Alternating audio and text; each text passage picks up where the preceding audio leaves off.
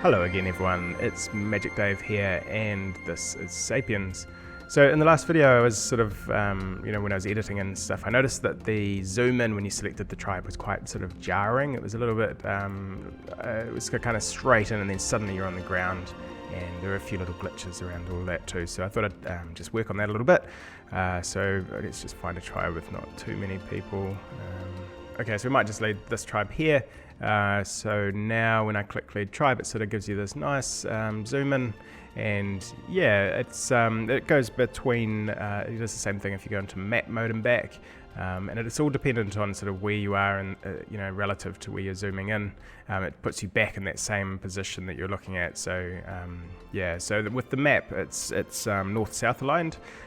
So whereas when you're down on the ground, you could be looking at any direction. So it's quite a complicated kind of thing to try to zoom between different orientations and sort of have things that don't flip like that. That flipped quite a lot. That I tried to get rid of that as much as I could, but it's still a bit of a problem. So I don't know. I think it's a lot more dynamic, a lot more interesting, and I'm pretty happy with that. I think it's a lot better than it was. And if you're north-south aligned, then it's pretty smooth and good. So anyway, I messed around with that for a little bit, and then I decided to add alpacas. I guess I decided that I needed new content, and that animals would probably be quite a good thing to go with. We've got chickens. I've had chickens in the game for a while, but they kind of got annoying. They were causing bugs, and there were too many of them, and so I had to sort of sort out a few bugs around chickens first, and then I was able to add in some alpacas. So I went with alpacas just because they have wool, which I think would be quite good for shearing and clothing in particular. And obviously they've got meat, and they're larger than chickens, but not quite as big as mammoths. And they seem like a good animal to add, and a little bit more interesting than sheep perhaps. So I started out by grabbing the mammoth model. Actually, let me load that up. This is my mammoth model, which I made quite some time ago. It was actually flat. It still needs a bit of conversion. It's got these hard seams where it used to be a low poly flat shaded model, and I'm just sort of converting it to the new sort of style. But I love this model. It's really, it's just a great looking mammoth. I think I'm very pleased with it. What I did was I actually started with this mammoth, and then I converted it into an alpaca because it was, it already had all the bones and stuff in the right places, and it already had a little walking animation, which I could use as a base for the alpaca. So I've still got some work to do, obviously. I think I really actually like how the walking, this is just that mammoth walking animation with no modifications whatsoever. It just worked, so I was pretty happy with that. The face looks a bit weird, I think. I probably need a little bit more work, but I don't know, they look kind of cute, they look kind of good. And then I had to work on hunting a little bit because, I was looking into sharing, when did we actually start sharing animals and, collecting their wool without killing them, basically.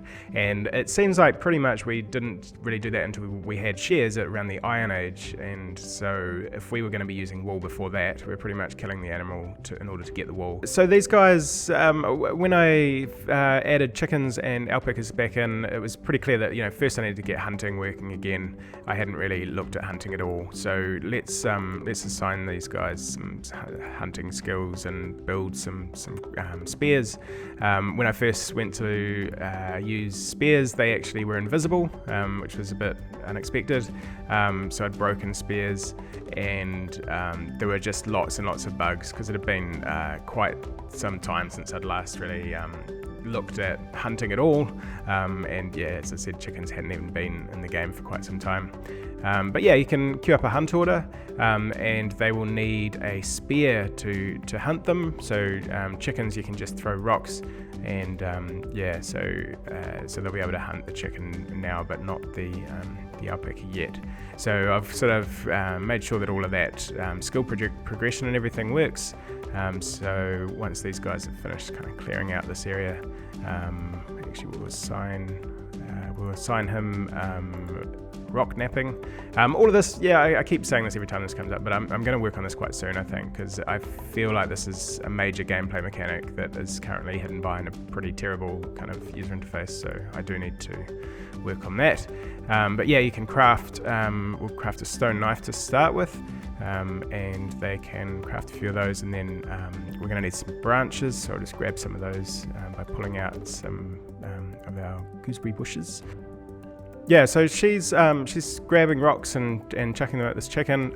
Yeah, I'm not a big fan of violence against animals, to be honest, but this is the reality of what we're what this game is and who we are as a species and what we're doing. So yeah, it's just the way it is. They've got to eat, and they're sort of in this plains biome where it's a bit tricky. Yeah, I spent quite a lot of time trying to refine all sorts of bugs in this whole sort of throwing system, and there are still a few bugs to go, but mostly it's working okay. The rock's sort of following the right trajectory and is actually heading towards the chicken and sort of coming out of her hand okay. Yeah, the real difficulties with this is because it's multiplayer. It's really difficult to track physical objects and keep them in sync on both the client and the server, and it's not perfect, but it's it's working probably good enough. Okay, so Moku has learned the woodworking skill, so he's just about to create a spear shaft, and that's going to mean that we can then finally craft spears. There it is there. So if I now, we haven't got any spear heads, so I'll make some spear heads. Okay, so he's going straight into crafting these stone spear heads because he's already got that rock napping skill. So we can now finally craft stone spears, although we'll need to assign him to the tool assembly skill. So it's worth noting that he has now learnt woodworking and gathering. When you're assigning the focus, you're assigning what they're going to learn, but once they've learnt it, they'll still go and do it. It's just not necessarily their top priority. So this is both a priority system and a way of learning new skills. And yeah, it's, as I said, this needs work. It's a little bit confusing, and I think as you're watching it now, it's probably, you'd be, maybe you think it's a little bit clunky, or could get a bit difficult with the micromanagement in the future. But I'm quite confident that this will all resolve once I've figured out all the UI issues. And yeah, well, I think that their technology is going to progress alongside their sort of population growth, and so a lot of the sort of micromanagement tasks will become sort of automated as you get further and further through the game. Cool, so he's now sort of working on making these spears. Yeah, again, more work required. Everywhere you look, there's little things that need doing, but I'm just trying to get the overall big picture stuff sort of happening. So yeah, he's learning this tool assembly skill. Let's just fast forward things until he learns that. And there we go. He's just finished the spear. He's running off to store it. We'll need to assign someone to be a hunter. Okay, so Joe's coming over to throw a spear now. Again, animations sort of need a bit of work, and yeah, but it's working okay. I'd quite like to get these spears sort of following a bit more of an arc and actually sort of jabbing into the ground a little bit. Yeah. Oh, and we got our first alpaca. So this is interesting because now she'll actually go and pick up this giant alpaca and carry it along. It's like, whoa, that doesn't quite look right. But I don't know. I mean, it's kind of like, okay, I could probably get away with that, but at least once I get up to sort of bison and mammoths and giant elephants and various things, you're not going to be able to just drag them along by yourself. And yeah, so I'm probably going to make it so that you can actually butcher them in place rather than having to carry them. So yeah, that's probably something else on the to-do list. So as you can see, I have plenty to get on with, lots and lots of jobs to do, lots of little things and tidying up with all of this. But yeah, my plan is to really take this right up to being able to get the wool and then weave that into some kind of clothing, or perhaps craft some kind of clothing out of animals, out of the skin itself. Anyway, lots to get on with. Let's see how I get on. Okay, so I've spent another day or two of working on various things, and I just wanted to show you Moku here.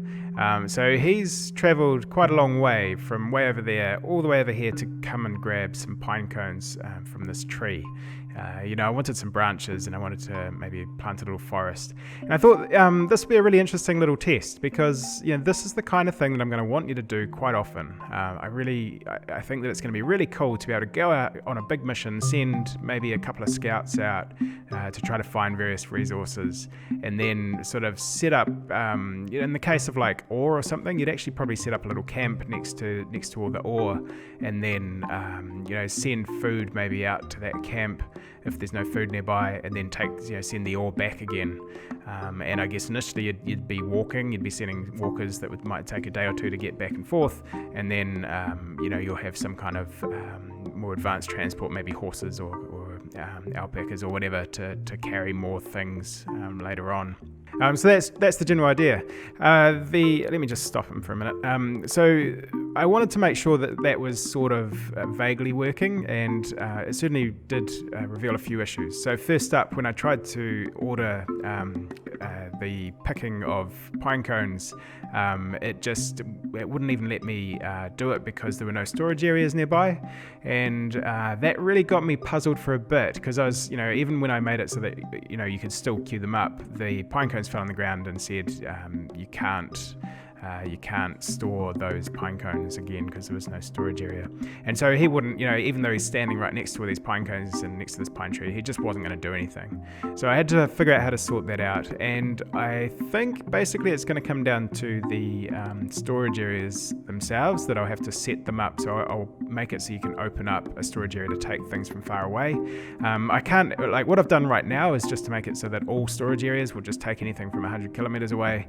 That's not a very good solution, because if all your storage areas got filled up in one little base, then everyone's going to start walking 100 kilometers to take things to your other base, and that's not what you want. So yeah, the plan is that you're going to be using your storage areas to kind of configure how things are transported between various places. You'll probably set up some storage areas near your base of mining operations to just sort of take the ore and then set up some kind of route between long distance storage areas. So you take them from one and drop them off to the other. So that's kind of the plan. I thought it was just very interesting sort of thinking about all this stuff and just seeing how all of that went. And I'm quite excited about that kind of thing. It also did bring up some other problems. So part of what I wanted to do is make sure that you couldn't just fly everywhere and just look at everything, that you actually had to send your Sapiens to the place in order to explore it. And so once I get a certain distance away, it just won't let me go any further, so I'm sort of hitting an invisible wall. I've got probably more work to do on that, but I sort of set it up so it's at least sort of technically working, and then that's brought some issues when this guy, because he's separated, if I then try to sort of zoom back to my other tribe, I can't actually get there. So I've made it so that, as you saw, it just snapped when I was hovering over the icon, and yeah, that's not really good enough either. But I just wanted to see, experiment with some of the ideas of sort of zooming between discrete locations on the map. Obviously, you could click on them, but I want you to be able to click on them and queue up orders without having to actually zoom there. I've also done a lot of kind of fixes to do with crafting, and they actually do look a bit different now. Tidied that up a little bit. When you click on them now, you get this interface, whereas before it was sort of the last thing that would just go straight into an interface like this. But now you can actually see this kind of extra information here, because you're going to be able to remove this craft area, so you can have more than just the ability to craft. So I thought that was important. And yeah, so I think, quite soon I'll probably be working on configuring storage areas. I think that's probably quite high on the list now. But of course, I'm also thinking about carrying on with the butchering of alpacas and kind of going towards clothing and wool. So yeah, we'll see how I get on with all of that stuff, and we'll catch you again in another few days.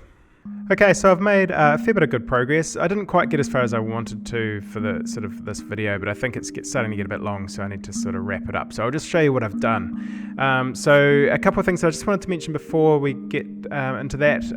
So this biome is unfinished. It'll probably have a few more trees than this, I don't know, but this is generally a grassy plains kind of biome. If you haven't watched any of the previous videos, most of them have a lot more trees and stuff than this.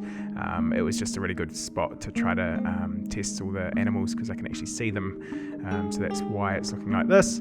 Also, the alpaca noises are very much just placeholders at the moment. They are actually camel recordings rather than alpaca recordings, so I'll try to find some better samples for that.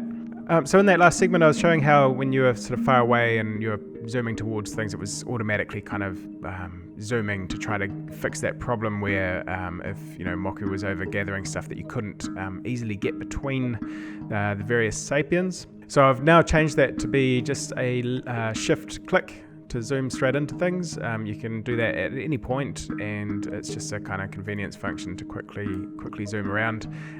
So that's working reasonably well. I think that once, like when you hover over things, it'll tell you what shortcuts are available, so you'll be able to easily sort of know that exists, and I think that's going to work, but we'll see. Now I've actually made it so that you can now butcher an alpaca, so that's kind of, I've only just done it, I haven't tested it. Let's see how it goes. The most likely scenario probably is that it's going to crash or something, but it'll be interesting to see.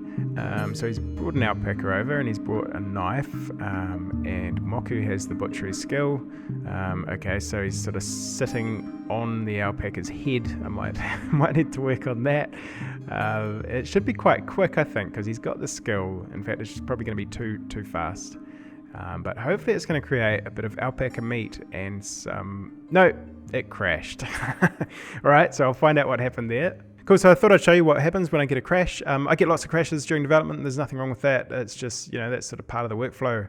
I am tailing all of the logs. So it took me a while to kind of set this up because, it's quite a complicated setup with multiple threads, and we've got the server and the client and everything. And I don't want all those log messages to all be, mixed up and all muddled up.